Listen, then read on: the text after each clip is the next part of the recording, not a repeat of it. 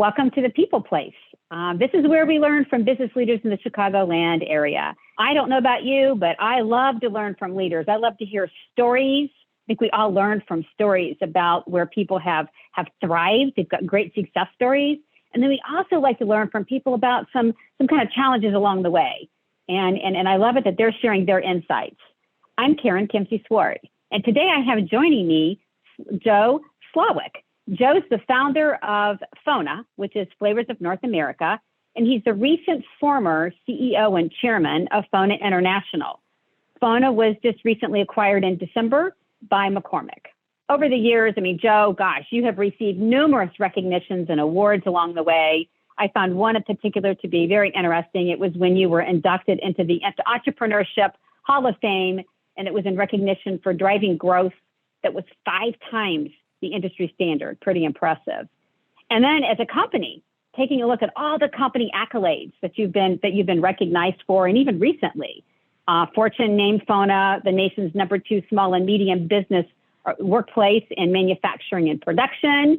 For 16 years in a row, your company was named the best and brightest elite winner for work-life balance. And I love it. You won the Crain's Notable Women in Manufacturing Award. I could go on and on. So I love it with all of the awards, which just recognizes excellence. You've also written a book, and we want to talk a little bit more about that book and some of the insights. And I love the play on words. It's ingredients for success. And you've shared with us kind of 10 business best practices, really business and life best practices. And so, Joe, thank you for joining us, and very impressive, and just can't wait to hear your insights today. Well, hello, Karen. Thank you for those kind. I kind of get tickled when I hear FONA's awards because I know it's not me. It's a group of wonderful people that came together, and FONA has had one amazing success story, and it's all about our people. And thank you for those kind words, Karen. Absolutely. So why don't we start with kind of high level on your journey as a business leader? I always like to find out about that and your journey. Sure.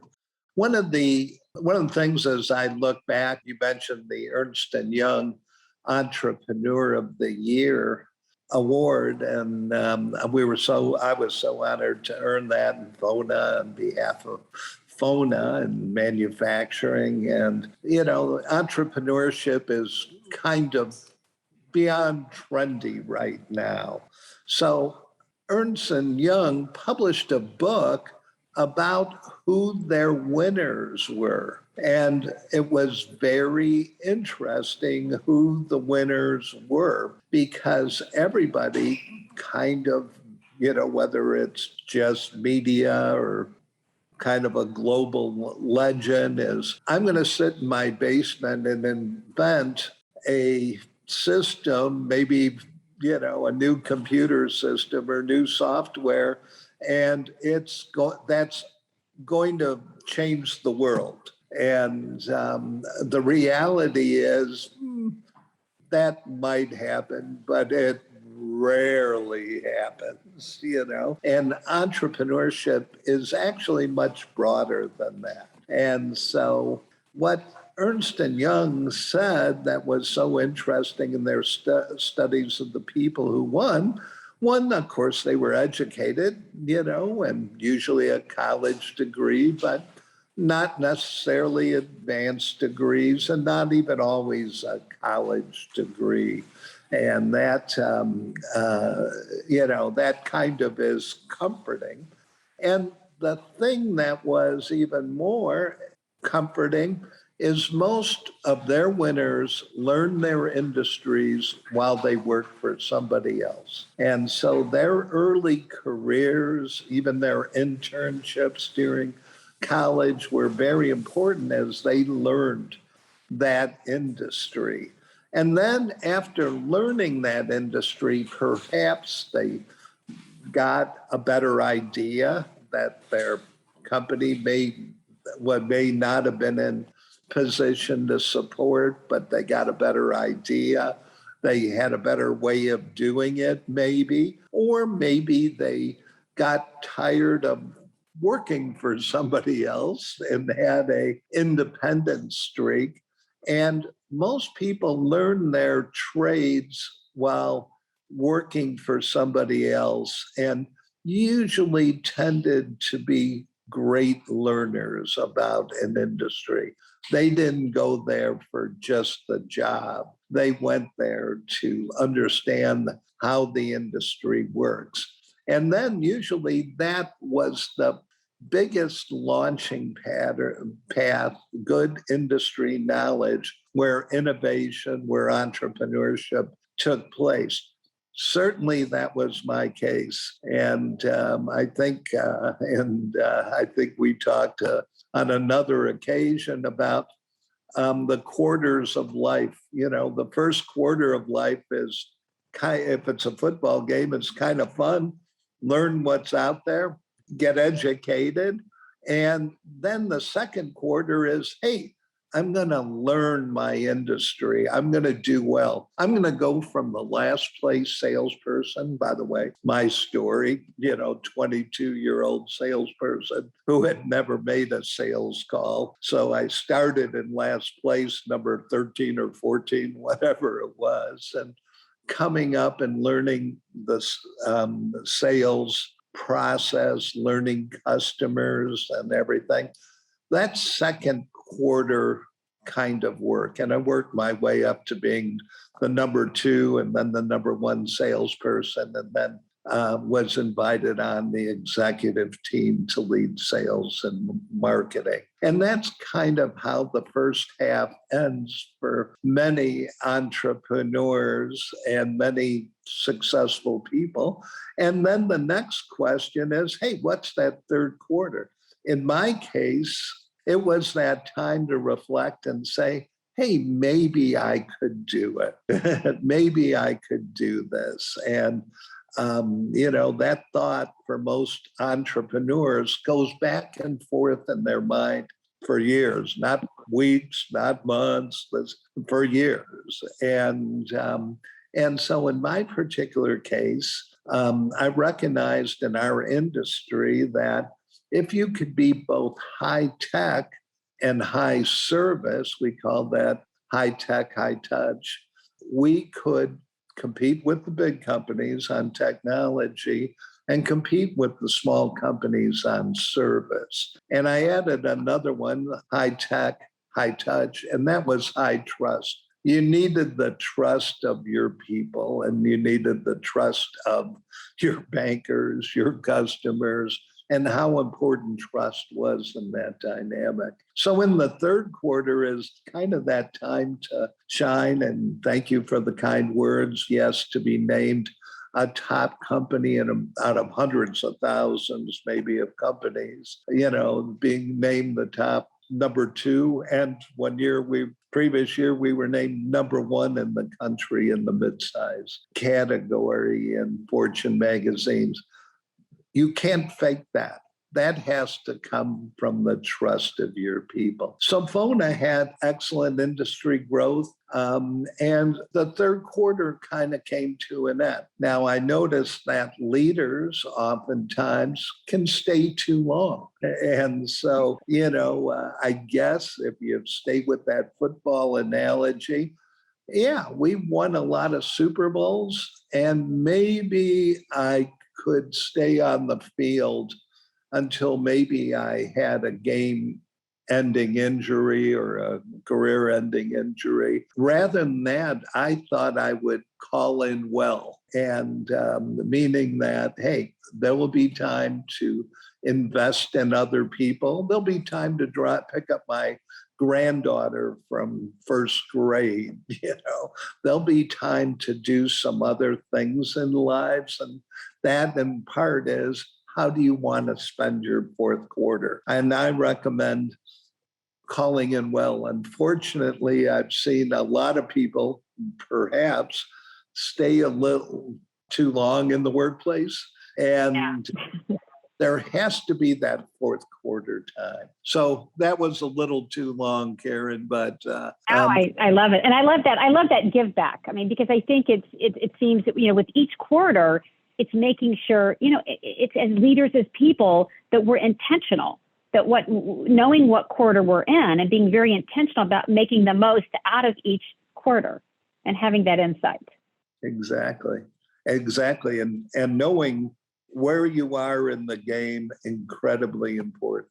Now, it doesn't mean if you don't have to stop being you don't have to start your own company to be successful in that third quarter. But if you are an executive VP of a corporation during that third quarter, you better be winning. You better learn to be the best among your competitors. You better be, leading your people, loving your people, and growing it. That's the very highest productivity time for an executive. And by that time, you better be getting very good reviews.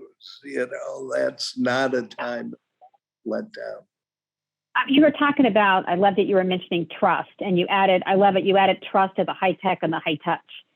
And when you think about the trust component, I mean, because we all know, I mean, there's research after research out there where it talks about the kind of the importance of trust. And then even taking a look at, I think there was an Edelman Trust Index or whatever that came out, and it was just talking about how people right now are not trusting company leaders as much. And that's kind of, that's a shame. So as you take a look at touch or trust, how did you see that living in the organization? So it wasn't just some platitude, but how did that come to life for you? Yes. Well, I'll approach that two ways. A lot of time business gets defined somehow on running on money and financing and, this. Businesses, like our own relationships, run on trust. Businesses run on the trust of your employees towards you, your employees towards the customer, the trust of the customer, the trust of the supplier. And unfortunately, you see trust abused too often. Maybe, making not paying your suppliers on time. What a way to undermine trust. Is it a good financial idea? Well, I think it's a terrible one myself because it erodes trust. But, you could make the argument that extends our working capital, will make us healthier. All it does is erode trust with that supplier. So we actively wanted to make sure we're good business people. We negotiated well, but we wanted to make sure trust was there. Trust of our employees, trust of our suppliers, trust of our bank. And the best way to do that is have a very open door policy. Now, how you're going to measure that might be the rule. So if you're going to say you're high trust, well, that's culture. And let me define culture for what I think about culture. I'll do first personal character. We all may understand personal character, but the rule I like to use, it's what's my character when nobody's looking and nobody would ever know. And, you can make up your own weakness. Everybody has them. But what really happens when nobody's looking and nobody would know? Well, I hope for the sake of my family, they would find me doing something wholesome, not doing something I wouldn't want on a 24/7 video, if that makes sense. So when it comes to personal character, it's what happens when no one's looking. Same thing is true for business character.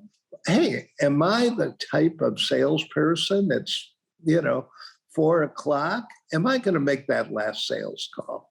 The one that I've been procrastinating that difficult conversation with. And that character kind of now transitions into corporate culture. And corporate culture is this, is my definition. The simple one is what happens at 4:30 when nobody's looking?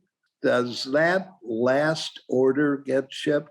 And when I think of corporate character, I think it's important to understand that the same rule applies as personal character. What happens when no one's looking? So I'll make it the end of the day. The manager's not looking, nobody's looking. What happens at 4:30 in the afternoon when that is the last order shipped? Is the last phone call made? Does someone stay late to make sure that the FedEx package gets out? These cultural rules, these cultural things are what are based on trust. And so I know, most companies repeat it. Hey, we're customer centric. Okay, 4:30 in the afternoon, the manager isn't looking.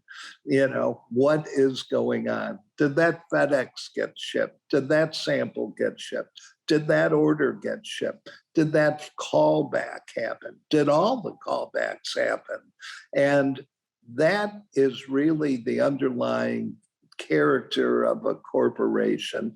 And frankly, that's why FONA had been so successful, because those rules, cultural rules, are much stronger than the authority of a boss, much stronger.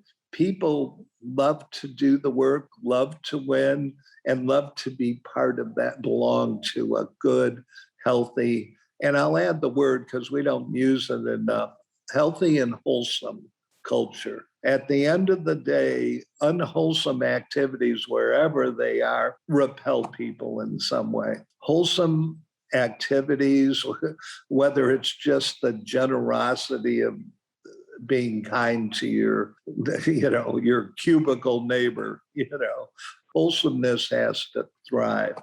I like it because you several themes that I picked up from you. It's we all like to be part of a winning team. And so it's about that team effort.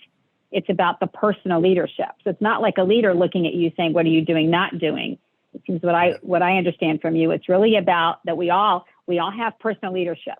And so we have to embody the values and try to live those values. And they're not platitudes. It's really, how do we live them? It shows up with us, with our customers, and how we lead. Right. That's exactly right. And I'll just make one more point about there are two types of leaders. And so it turns out that this is a pretty powerful concept that we kind of walk by. There are natural leaders. We all love them. Maybe, hey, I saw that guy walk out on the field and whoa, he commanded. I wish I could have that natural leadership. And you've had them in your classrooms, people that are just plain natural leaders. Here's the truth about leadership. There are natural leaders and there are appointed leaders. And I saw an exercise one time when I was very young that never in, education in a business seminar. And it said, okay, we want to go around the table and we want the table to select the natural leader at the table. And so there was lively discussion. Okay, you have 1 minute. Are you ready? And they said, okay. They said, okay, will all the natural leaders that the tables decided on stand up?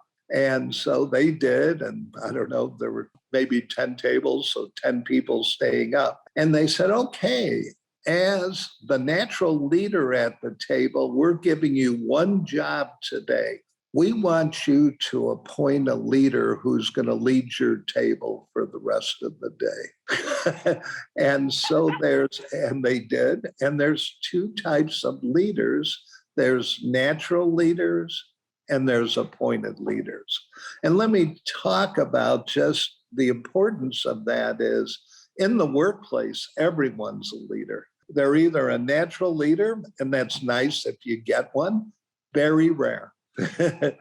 An appointed leader, though, and I'll just talk about one of my favorite people was our receptionist, Joyce.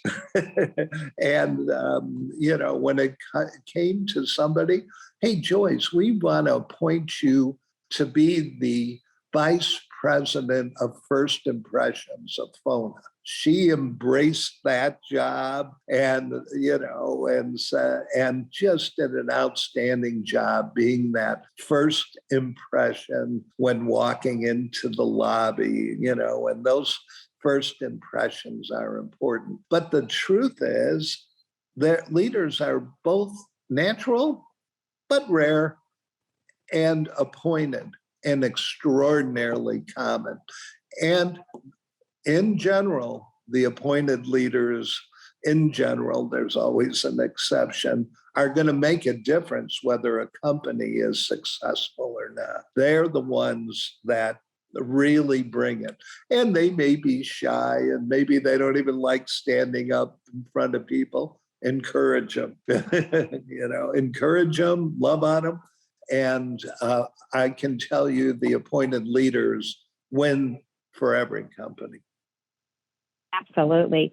So what are some, I'm sure over the years when you were selecting leaders in different positions, appointing leaders, what are a few of the characteristics that you would look for people, that you would look in people to say, you know what, I want that person to be one of my leaders? Anything that some commonalities? I think there's something that we I was just thinking about this slightly different context or something, because I think it briefly got old fashioned. And, I think we had some thinking that, if I switch jobs all the time, I'm going to get up the ladder, So I can tell you, I always look for loyalty. I would rather take a good manager and make them excellent anytime. Might take a little longer, but not that much longer. And I'd rather take somebody who's good, but loyal and everything. Over the years, I have seen that the job changing kind of leader, job hoppers or whatever else like that, don't change their pattern very much, and yet you see certain loyal people that I think that's a skill. So I think I wanted, let me tell you what worked, because whether I wanted it or not, it worked. Loyalty is an important characteristic. And why is that coming back? Why does that come back to trust? Because it's an expression of trust. It's a direct expression of trust.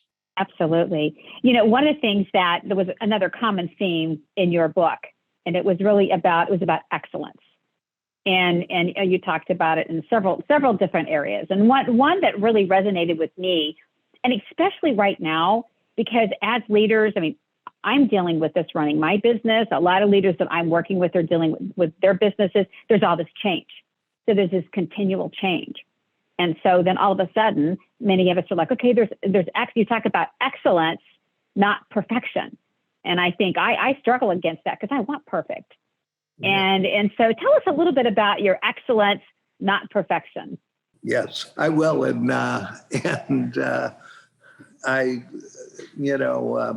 it's one of my favorite things. Every day at work, only one of four things can happen. It can fail, it can go okay, it can go excellently, and it can go perfectly. So let's do failure first.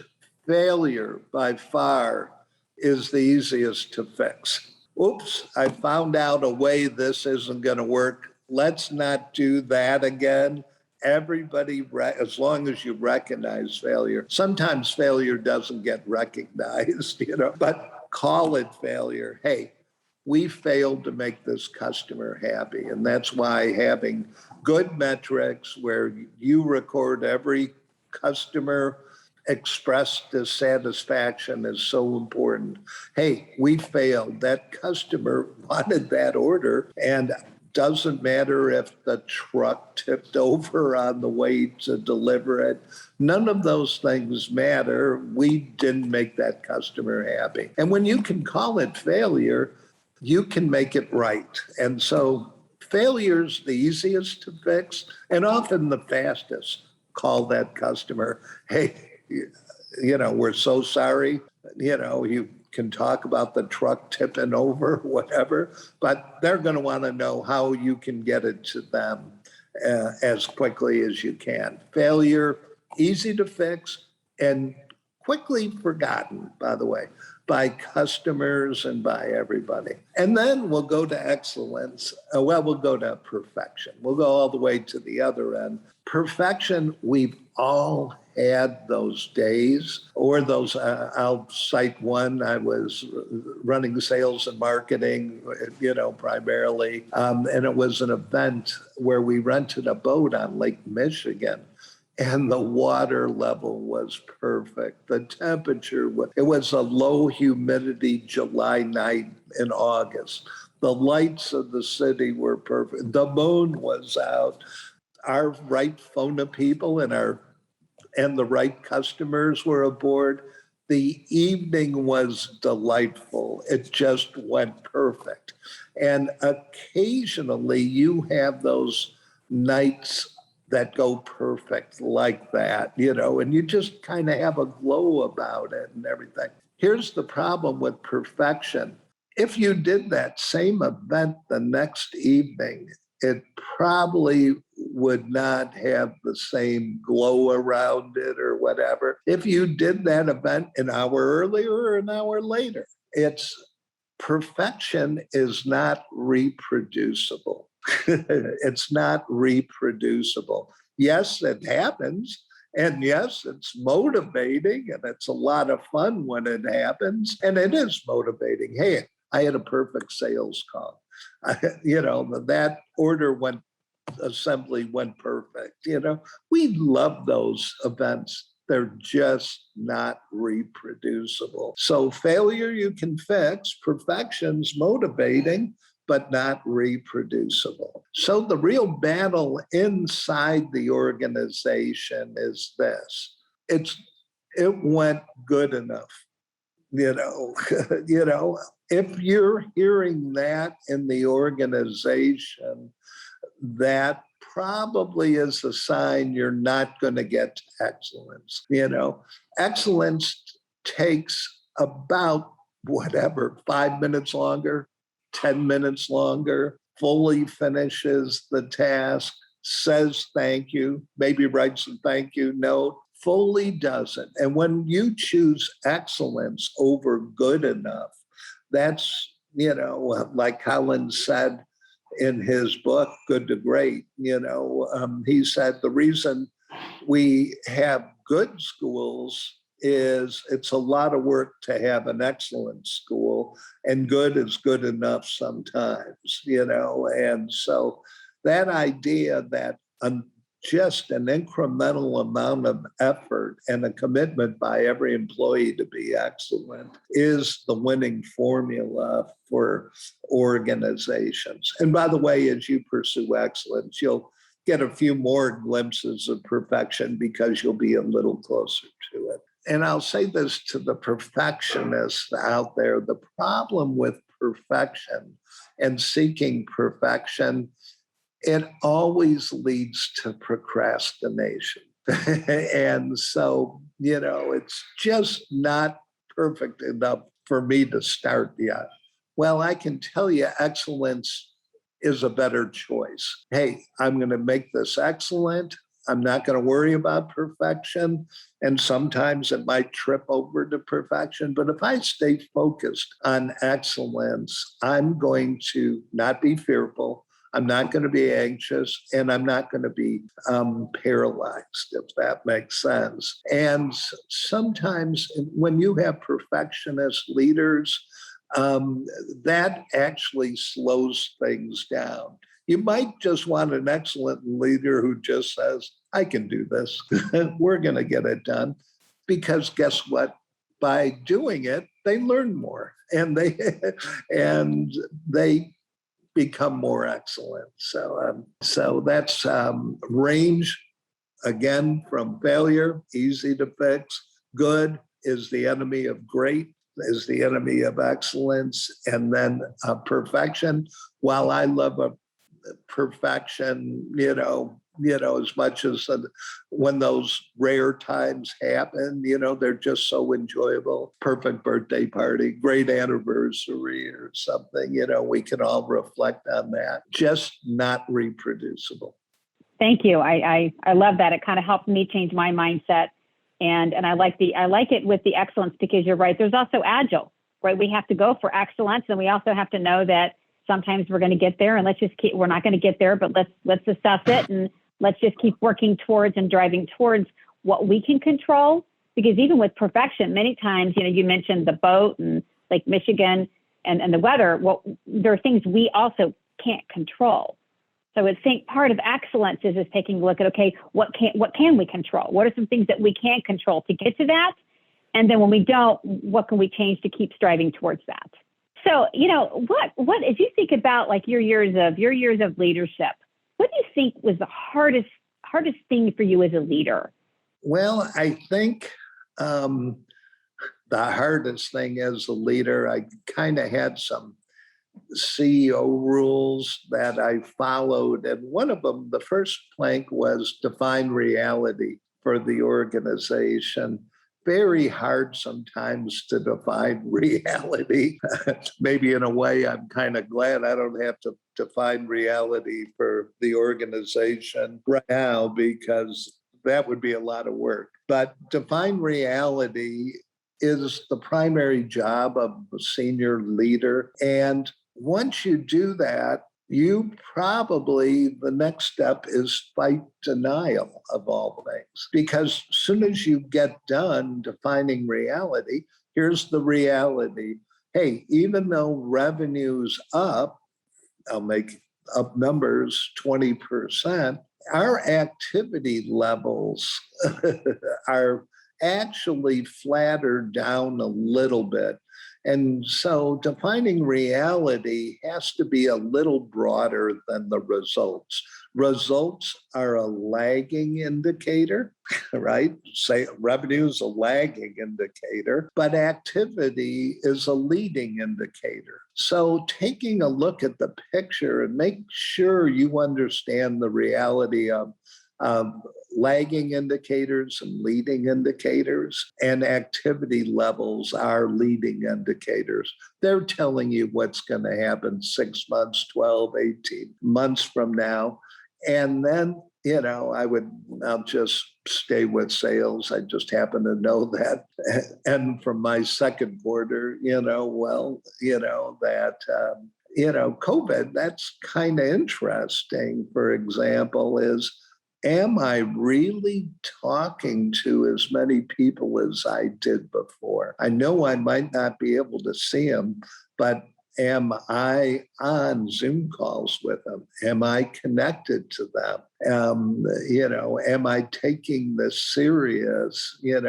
So number one, define reality, fight denial, because if you think, I can hear that salesman voice that says, well, nobody else is in there talking to them either.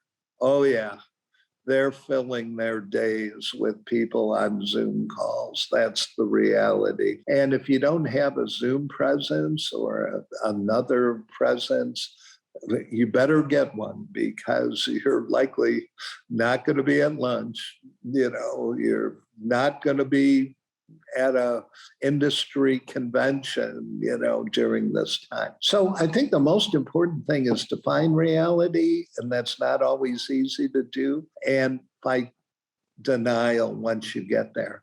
And from then, I think you can see the patterns. So the patterns now, pretty clear for this day in 2021.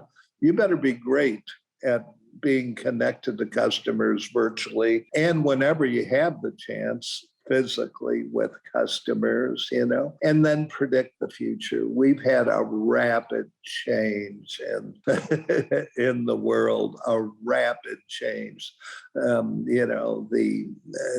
This experience, this pandemic has shifted so many things to be virtual. You better be good at that. You better be good at both, as a matter of fact. And then the other things I think are important as a leader is bring the outside world in, meaning, hey, what's the best practices that other industries have used? What are the best practices that people who have made adjustments, have used, And so I think those are difficult leadership things, but regardless of whether you're running a department with 2 people or a company with 200 people, it's the same challenges. Right. And you're combining process and the influencing people with that, right? Because you have the process you're going through, and then you need to have people, because part of that's influencing them on, okay, what is the reality really like, right? Getting people to see that, not be in denial. That's one thought I was thinking. And then when you were talking right now, it's like, to me, as a leader and leaders I'm working with, they're like, well, reality changes on a regular basis. So it's not like used to when we'd be like, okay, well, here's reality and we'll go through this process and take them through. Now it's almost, you're right, that process is sped up, because reality now is certain, and then you've got to look at it again in a few months, if not sooner, and making sure again that we're thinking through that a little bit more faster. Yes, and I just heard a story not that long ago about a very successful food company, and the purchasing agent just who lived in a world. I think this is important for us to remember. Lived in a world where vendors were probably there, 3 times a morning, 3 times an afternoon. There were presentations, paper and everything. She was the head of procurement and just put in half-hour appointments via Zoom, or WebEx, or whatever the media was, and half-hour appointments from 8:30 throughout her day. And no more walking down to the to the lobby and sitting down. And the efficiency that companies have gotten by this, hey, instead of 3 appointments, I don't know the math there, that's more like 6 or 7 in the morning, 6 or 7 in the afternoon. But it just points out, that you better be good at it. That's the reality, is you better be good at it. You better learn how to do your presentation via Zoom, and you better learn how to do it fast. Now, why do I think that's so important? They're actually deflationary kind of pressures. We hear about inflation a lot, but it's actually driving down the cost of business. It's more efficient. But you have to be good at it, and I think we're seeing a lot of that in a lot of different industries, I think that's a big shift in the revenue generation side of the business. And let me explain that. Anything that goes to earning the approval. Order fulfillment is anything that goes once you have an approval to fulfill that order. And then you have corporate services, accounting, HR, legal, et cetera, like that. The big revolution, I believe, is on the revenue generation side of the business. Love it. So then it's like facing the reality of where we are, And I don't know about you, thinking about the mindset, also having the mindset of, okay, we have to. That's part of when you talk about the not having the denial or kind of influencing other people here. It's changing your mindset to some of that reality, and then find ways to adjust for the future. Exactly. Great. So thank you so much for the conversation. I guess, just to really end, anything that maybe I didn't ask, or any just insights, any piece of advice that you can give to people, leaders right now, I think as we're all going through all these different kind of changing times. So any last piece of advice? Well, I think we covered one of them: aim for excellence, not perfection. I think that's an important one, but I think for everybody, this is actually a time to be strong and courageous. This, I think we're all called to be braver and stronger during this time. I think we get deluged with, negative news and everything else that we have. I was watching the Weather Channel. They don't cover good weather. You know that, right? That's true. That's true. They only cover bad weather. They're not giving any sunny forecast out. They're standing in the middle of a hurricane. So this deluge that I think we have as right now, especially right now, requires us to be strong and courageous in the face of it, and confident. And then the last thing is, when we're anxious, being strong and courageous is important, but also I think it's very important to be grateful to God and to everybody around us during those times. So with that, I'll close my comments, but expressing gratitude to God and others, critical during these times. Absolutely. It helps. Again, it's part of mindset, right? It's part of just how we're going to go through this journey, this changing journey along the way.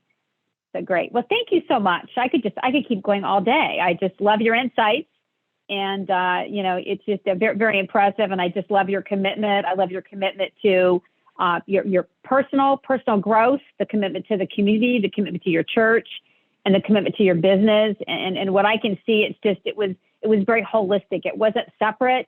It was a very, very integrated purpose. And that's very impressive. So thank you. Thank you, Karen. I'm honored by you giving me this time. Thank you.